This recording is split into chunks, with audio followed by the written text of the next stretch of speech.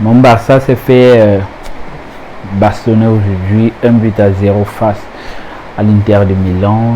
Deuxième défaite consécutive du Barça en Champions League. Bon, je ne vais pas commencer avec des idées négatives ou avec des doutes, mais plutôt avec un questionnement qui, moi, est obligé, en fait, avec un questionnement qui est obligé de m'amener à commencer à douter à ce Barça, parce que là, si on voit un Barça qui joue 2 fois consécutivement face à des grosses équipes européennes, il n'arrive pas à s'en sortir.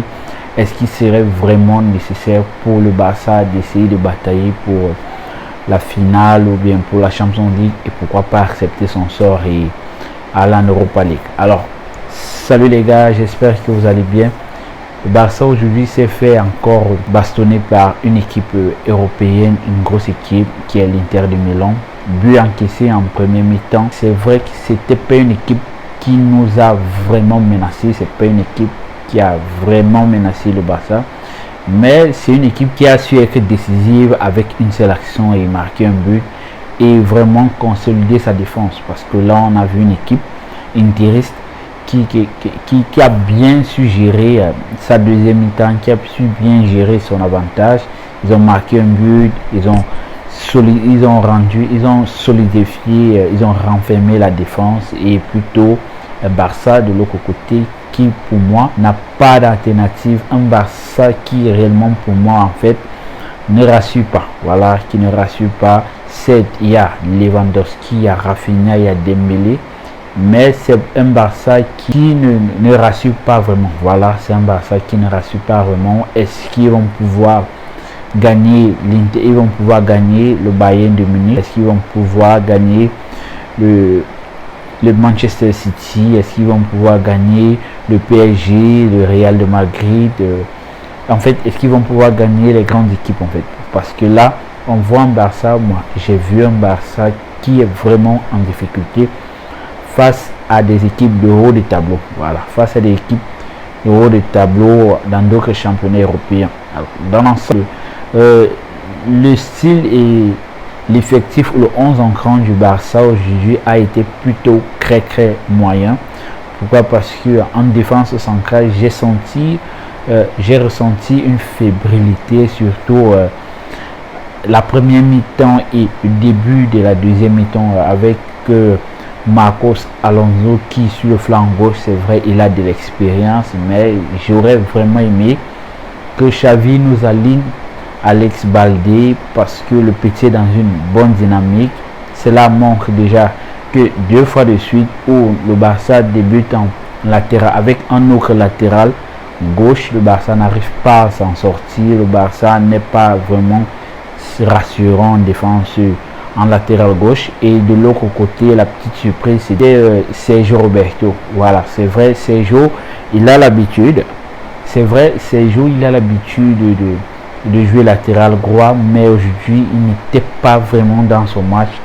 Est-ce que c'est dû au fait, est-ce que c'est dû à l'adversaire qui est aussi une équipe plutôt très coriace, ou c'est juste son régime qui a baissé, il n'arrive plus à faire un rendement? Là je me rends compte que l'impact de l'absence des 3 joueurs vraiment très important pour nous, qui sont qui sont Araujo, Jules Koundé et Frenkie de Jong, parce que là particulièrement j'aurais aimé que notre milieu de terrain fasse une rotation, qui est un Franck Kessié un peu plus costaud, parce que l'Inter c'était une équipe vraiment physique, c'est pas une équipe qui est basée sur la portée du ballon, sur la conservation de la balle, mais c'est une équipe qui est plutôt fondée sur le box-to-box, une équipe qui est fondée sur le contact, sur le physique, sur les contre-attaques, et plutôt le Barça qui est basé sur les passes, la conservation, la possession de balle. Alors là, aujourd'hui, ça n'a vraiment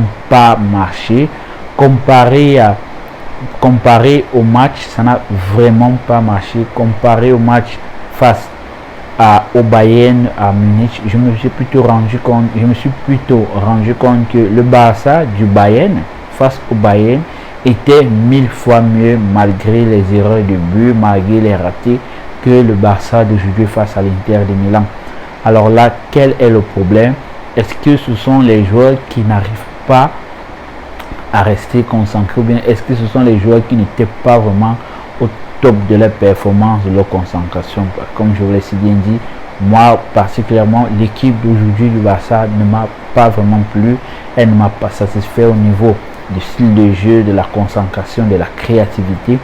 Tu vois un Barça, j'ai vu un Barça purement dépendant de Lewandowski, et malheureusement aujourd'hui on a vu un Lewandowski qui a été marqué à la culotte. Et aujourd'hui j'ai vu un Lewandowski qui a été marqué à la culotte par les défenseurs intéressés. Voilà, par les défenseurs intéressés. Et qu'est-ce qu'on voit après? Un Barça qui, une attaque barcelonaise, n'arrivait pas aussi à se créer des occasions par des individualités.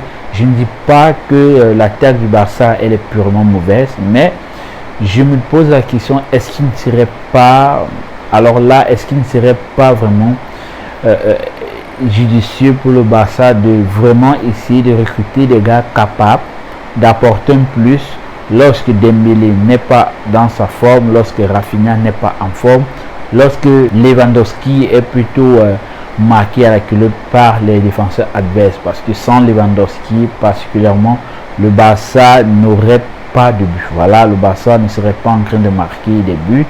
Et de l'autre côté, avec un milieu de terrain qui face à des adversaires comme Inter de Milan a été plutôt fragile, a été plutôt crotangue, voilà, parce que les interistes au milieu de terrain étaient plutôt agressifs, bien que les attaquants aussi interistes étaient agressifs.